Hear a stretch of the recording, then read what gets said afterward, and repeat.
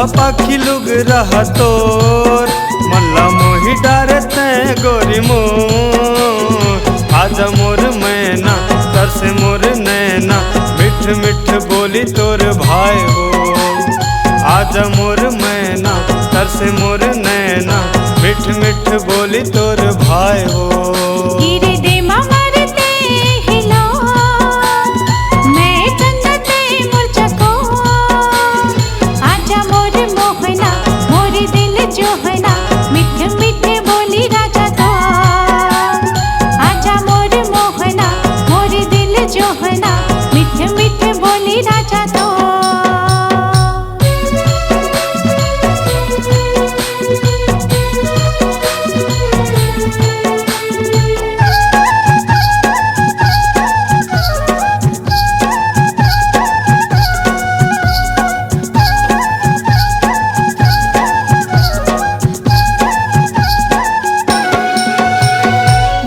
बगिया में गोंदा फूल खिले चंदा बरोबर तोर रूप दाम के।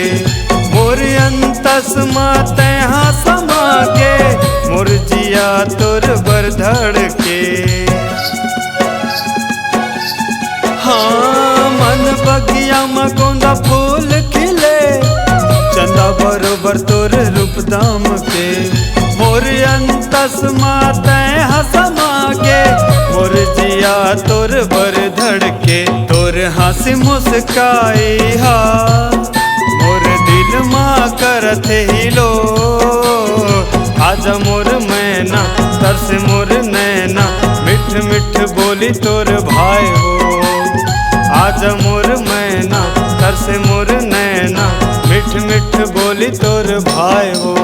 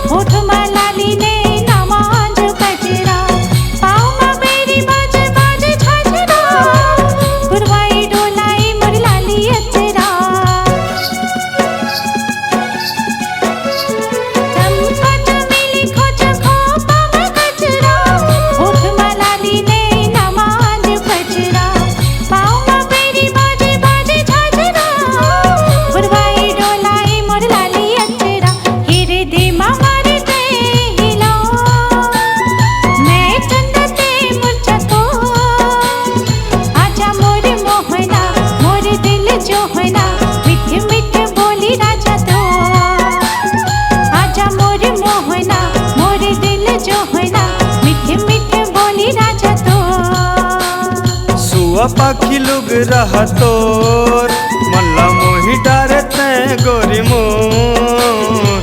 आजा मोर मैना तरसे मोर नैना मिठ मिठ बोली तोर भाई हो।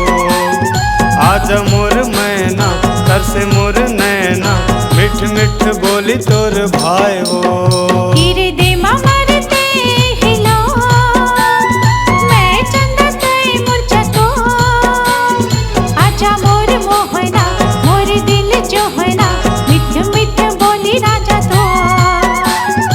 आजा मोर मैना तरसे मोर